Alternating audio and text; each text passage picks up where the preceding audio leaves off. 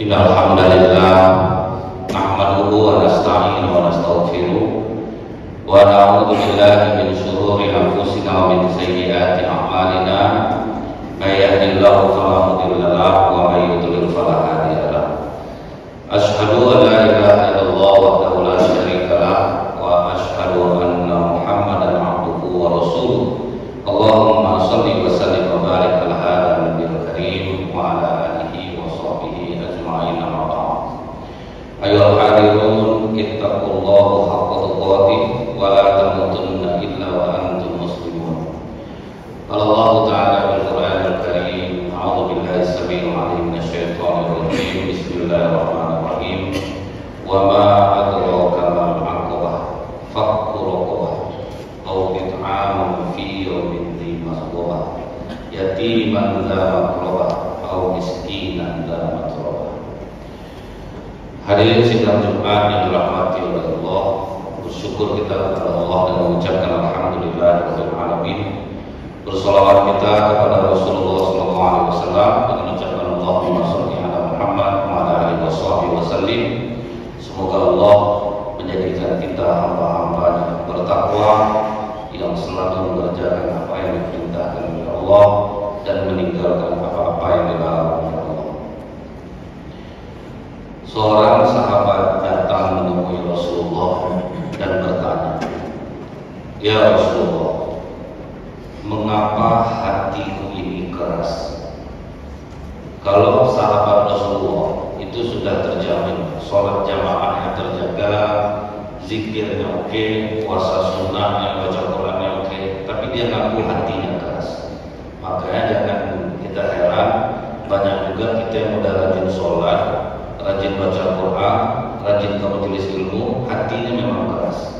Karena sahabat Rasulullah sendiri bertanya kepada Rasulullah, ini kenapa hati saya ini keras, Rasulullah?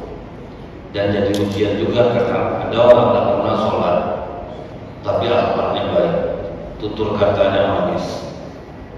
Jadi ini memang ujian lah bagi kita yang udah sholat, berusaha untuk mempunyai hati yang lembut. Yang sudah lembut hatinya, kita mengisinya dengan ibadah. Dan ini ternyata ada caranya, kata Rasulullah. Jadi kalau kita dengan sholat kita, dengan zikir kita tidak mampu melembutkan hati kita, maka Rasulullah katakan kepada sahabat ini, jika kau ingin hatimu lembut, yang pertama itu beri makan orang lapar. Nah, itu cara untuk melembutkan hati. Selama ini kita yang sering kita ajak makan kawan-kawan yang udah kenyang juga, ngundang orang ke rumah makan orang yang udah kenyang. Maka dalam ayat yang kita bacakan tadi, perjalanan yang lagi sukar itu, yang pertama membebaskan perbudakan, yang kedua memberi makan di hari kelaparan. Karena orang miskin dalam Islam ini, dia punya pekerjaan, dia kekurangan, tapi dia tidak mau meminta-minta, makanya sulit mencari orang lapar itu. Itulah yang menyebabkan kenapa hati kita ini susah lembut, karena kita mungkin boleh dibilang tidak pernah mendapatkan orang yang betul-betul lapar untuk kita beri makan. Makanya Rasulullah sendiri mengatakan itu jalan yang mendaki lebih sulit mencari. Jika dibutuhkan usaha untuk kalau dapat kita ngasih makan orang lapar, insya Allah lembut hati kita. Kalau kawan-kawan yang kenyang kita ajak makan, kadang di komentar makan kurang apa rasa makan, maunya tadi ini ditambah kuah ini baru agak enak, bukan bersyukur ya kan, itu biasa makan. Kita lihat pribadi Rasulullah dari kecil. Apa kata Ummu Aiman ketika Rasulullah tinggal di rumah Abu Thalib? Anak-anak Abu Thalib itu cukup banyak. Ada Ja'far, ada Uqayl, ada Thalib, ada Ali, ada Ummu Hani. Jadi kalau makan itu berebut. Kata Ummu Aiman, Rasulullah di saat tinggal di rumah Abu Thalib tidak pernah berebut makanan. Dia biarkan dulu saudara sepupunya itu makan, kalau bersisa baru dia makan. Kalau tidak, dia diam. Nah itu Rasulullah itu dari kecil itu lebih mendahulukan orang lain untuk kenyang daripada dirinya sendiri. Dan itu sangat berat. Kita kalau kawan kita makan bisa kita susah, kita aja belum makan dia pulang. Itu lumrah prinsip seperti itu. Tidak mau mendahulukan orang. sampai waktu perang Khandaq. Waktu perang Khandaq menggali parit, Jabir bin Abdullah melihat ternyata Rasulullah mengikat perutnya karena lapar. Jadi diikatnya beberapa batu. Tahunya kalau Rasulullah menunduk, kenapa berbunyi-bunyi di perutnya? Lupa pasti lihat ada beberapa butir batu yang mengikat Rasulullah untuk supaya bisa tetap tegak badannya. Saat itu pasukan benar-benar lapar. Jabir bin Abdullah pulang ke rumah, bertanya dengan istrinya, dan yang bisa kita makan. Kasihan Rasulullah sampai mengikat batu di perutnya karena lapar. Kata istrinya, aku masak, tapi bisa hanya untuk paling 2 atau 3 orang yang bisa makan. Nanti aku masakkan, kau bisikan ke Rasulullah, ya Rasulullah, aku mengundang makan, tapi jangan dengar sama orang. Kata istri Jabir bin Abdullah. Mereka prihatin dengan keadaan Rasulullah. Setelah selesai masak, datanglah Jabir berbisik ke Rasulullah, ya Rasulullah, aku melihat kau mengikat batu di perutmu, tanda kau sangat lapar. Istriku ada masak ya Rasulullah, tapi mungkin hanya untuk 2 atau 3 orang yang bisa makan. Rasulullah langsung menyampaikan kepada pasukan, Jabir mengundang kita makan. Terkejut Jabir, waduh betapa malunya. Kata Rasulullah, jangan ada yang membuka periuk itu, biar nanti aku yang mengeluarkannya. Pulang Jabir ke rumah, gawat, kata ke istrinya. Rasulullah datang mengumumkan, dan pasukan waktu itu sangat banyak. Begitu Rasulullah sampai, semuanya datang bergantian masuk. Rasulullah yang mengambilkan. Disitulah terjadi keajaiban. Sebanyak itu pasukan, semuanya dapat makan. Setelah semua dapat makan, baru terakhir Rasulullah yang makan. Nah, itu amalan yang sangat berat. Maka Rasulullah itu hatinya sangat lembut. Begitu juga dengan para sahabat. Walaupun Umar bin Khattab itu orang yang keras, tapi dia sangat berhati lembut. Nah, kita sekarang ini anaknya sholat makin rajin, makin keras hati. Makin rajin ngaji, makin keras hati. Mungkin ini tidak pernah kita lakukan, yaitu memberi makan orang lapar. Kita juga kalau melihat ada dalam kisah Israiliyah ini, kisah ahli kitab di masa lalu. Ulama mengatakan boleh dipercaya, boleh tidak. Ini terjadi pada masa Nabi Sulaiman. Ada burung yang bersarang di atas pohon di depan rumah orang. Jadi tuan rumah ini merasa terganggu dengan kicauan burung ini. Dia lempar pakai batu. Burung ini mengadu kepada Nabi Sulaiman. Aku tengger di atas pohon itu, dilempar lagi pakai batu. Padahal aku tidak mengganggu dia. Dan persis di burung ini. Kadang kita itu tidak merasa membuat orang tidak nyaman, tapi kita tetap merasa kita dibaik. Burung seperti itu, aku cuma berkicau-kicau, dan atau kicauannya itu membuat orang sakit telinga orang.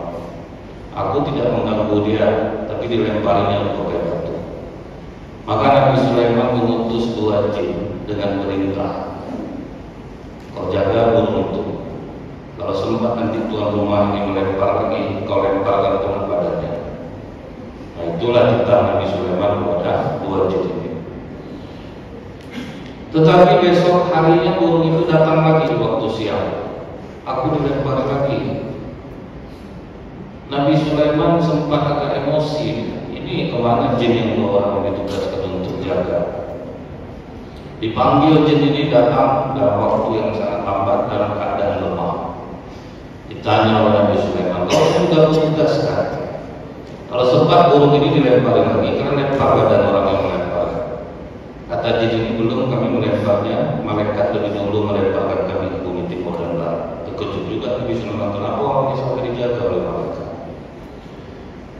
Dipanggil, ditanya oleh Nabi Sulaiman, apa yang telah kau lakukan kemarin sampai malaikat menjaga?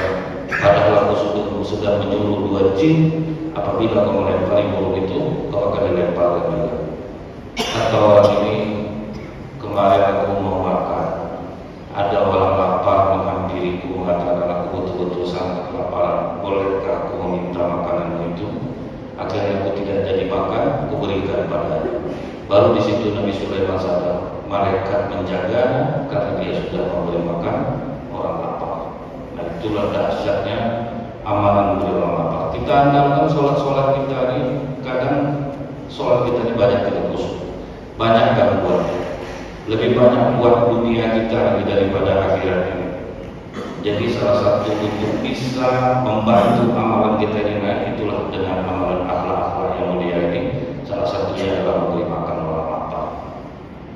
Bahkan kalau kita lihat di kitab 500 sampai kisah orang soleh karya Imam Ibnu Qayyim al-Jauziyah rahimahullah, Rasulullah menceritakan kepada Ibnu Mas'ud, ada orang yang ahli ibadah selama 70 tahun nyaris tanpa dosa.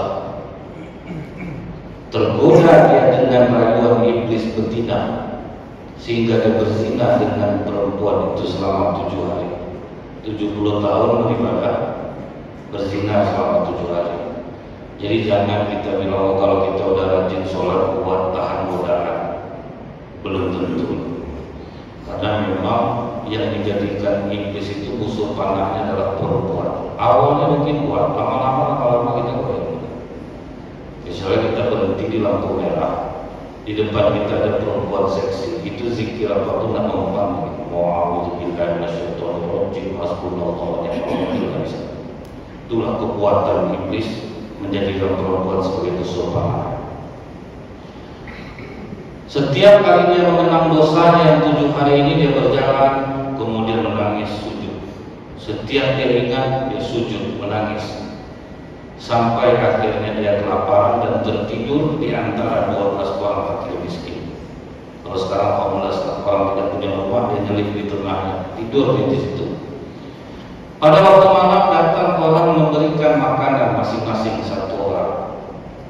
Ternyata makanan itu jumlahnya hanya 12. Tentu yang ke-13 tidak dapat. Ahli ibadah yang berdosa ini, dia tahan laparnya, dia berikan makanan itu kepada orang yang tidak dapat tadi. Di akhirat, kata Rasulullah, ditimbanglah 70 tahun ibadahnya dengan 7 hari dia berbuat zina. Ternyata lebih besar dosa zina ini dibandingkan dengan ibadahnya 70 tahun. Tapi ketika dosa zina ini ditimbang dengan makanan yang dia berikan kepada orang lapar itu, ternyata lebih berat timbangan makanan ini di sisi Allah daripada dosanya 7 hari tersebut. Tapi ini jangan dianggap berita gembira. Saya takut dia salah mengerti. Ini bukan itu caranya ya. 7 hari kita berzina, kita kasih makan orang lapar. Aku ada dengar khatib orang kena saya nanti. Inilah dahsyatnya amalan untuk melembutkan hati. Kenapa saya sengaja mengatakan masalah melembutkan hati ini? Karena saya sudah khawatir di bukan baru. Makin lagi orang mengaji makin suka saling menghina satu sama lain, makin suka merendahkan kajian satu dengan kajian yang lain. Sampai sekarang di rumah sakit itu banyak orang-orang soleh yang sakit tapi tidak ketemu penyakitnya apa. Ini dalam istilah medis namanya emosional induced illness. Merasa punya penyakit tapi sakitnya tidak ditemukan. Akhirnya saya sadar, kalau kita menghina sesama kita, dosanya dalam Islam akhihi maitan fakaritu, sama memakan daging bangkai saudara kita yang sudah mati. Nah, jangan-jangan karena udah banyak makan daging bangkai ini, kita tidak sadar kita ada banyak penyakit karena kita makan daging bangkai. Tambah lagi menghina ustaznya, memakan daging bangkai beracun. Nah, makanya banyak penyakit orang sekarang. Sampai bingung dokter di rumah sakit, 4 orang yang terbaring di rumah sakit, 1 mengidap penyakit ini. Berapa orang berada di rumah sakit yang sebenarnya dia tidak sakit tapi dia merasa sakit. Jadi hati-hati, kita boleh tidak sependapat, kita boleh tidak sepaham, tapi tidak membenarkan untuk kita menghina dan merendahkan orang, siapapun itu, jangan merendahkan orang. Nah, jadi lembutkanlah hati kita itu, kasihlah makan orang lapar, berusaha mencari. Satu sekolah yang di Pekanbaru ini membuat program ini, 1 siswa 1 duafa Al-Azhar Sifawudi. Jadi mereka betul-betul cari orang susahnya, karena orang miskin ini dia tidak mau keluar, dia tidak mau meminta-minta. Jadi memang harus ada perjuangan kita untuk mencari. Kemudian yang kedua kata Rasulullah, untuk melembutkan hati, beri makan anak yatim. Yatiman la maqrabah, anak-anak yatim yang dekat dengan kita. Ketika kita masuk masjid, orang banyak mengatakan saya sudah sering menyumbang di kota anak yatim, tapi hati saya nggak pernah nemu juga. Orang masjid disimpannya di anak yatim, ditunggunya sekali setahun baru ngasih, mau masuk puasa kasih, mau masuk mau hari raya kasihlah, mau masuk sekolah kasih. Anak yatim itu butuh duit setiap hari. Yang swasta sekolah ini butuh biaya setiap bulan. Tertahan duitnya di masjid, jadi tidak ada imbasnya kepada orang yang menyumbang. Jadi jangan sampai masjid menjadi penyumbang sedekah dari orang-orang. Maka kalau kita lihat kenapa Masjid Jogokarian begitu terkenal di Indonesia, masjid kampung yang tidak mengutamakan pembangunan, tetapi sekarang jumlah jemaah sholat subuh yang sama dengan jumlah jemaah sholat Jumat. Setiap Jumat diumumkan saldo kas masjid kita 0 rupiah karena semua dimanfaatkan untuk umat. Semua uang masjid itu dimanfaatkan untuk umat. Jadi tidak ada yang tertahan. Kalau kita kadang bangga uang masjid kita 100 juta sekian, uang anak yatim sekian puluh juta. Nah inilah yang menjadi penghambat, penyebab kurang bisa lembutnya hati masyarakat saat ini. Karena uangnya yang untuk sedekahkan yatim tertahan di pengurus-pengurus masjid. Keluarkan saja. Jadi ada satu masjid begitu saya sampaikan ternyata ketuanya tidak tersinggung. Mereka langsung mengamalkannya. Ditunjuknya satu orang untuk mengurus berapa mendata anak yatim di situ, berapa orang sekolah negeri, berapa orang sekolah swasta, berapa belanjanya setiap hari, berapa uang yang dibutuhkan setiap bulan. Dan akhirnya dia pun mengakui ternyata benar. Ketika kita menolkan uang-uang yang seperti ini, kita manfaatkan, efeknya langsung terasa ke jemaah. Maka salah satu masjid yang tidak pernah lengang dari pengajian di Pekanbaru adalah Masjid Nurul Yakin yang dekat saya itu. Setiap malam pengajian, dananya cukup besar, selalu ada. Setiap subuh ada pengajian. Begitu ada program membangun langsung semua ikut karena Pak jamaah merasakan dampak dari sedekah mereka. Rasulullah sendiri waktu itu Halimah Tusaqiyah sebetulnya tidak ingin menyusui Rasulullah, tapi tidak ada pilihan lain selain Rasulullah karena Rasulullah anak yatim. Tapi apa pengakuan Halimah? Di saat aku menggendong Rasulullah kecil dan menyandarkan ke dadaku, terasa air susuku yang kering mengalir deras. Itu keajaiban yang dirasakan oleh Halimah. Aku susukan Rasulullah kecil sampai kenyang dan tertidur. Aku susukan pula anakku yang berhari-hari menangis di jalan sampai kenyang dan tertidur pula. Begitu aku keluar dari rumah ibunda Rasulullah, ontaku yang sudah tidak lagi mengeluarkan susu penuh kantong susu, padahal sudah tua, penuh kantong susunya. Aku pun minum bersama suamiku sampai kenyang. Keledaiku yang sudah tua dan lemah tiba-tiba menjadi kuat perkasa. Disitulah Halimah tahu ternyata ketika berbuat baik kepada anak yatim ternyata keajaiban yang besar. Makanya Rasulullah dalam satu hadis, siapa yang ingin dipenuhi hajat hidupnya, dilembutkan hatinya, usap kepala anak yatim, beri dia makan dari apa yang kalian makan, maka Allah akan memenuhi hajat hidup kalian dan melembutkan hati kalian. Fakta biru ya ulil absar, la'anakum turhamun.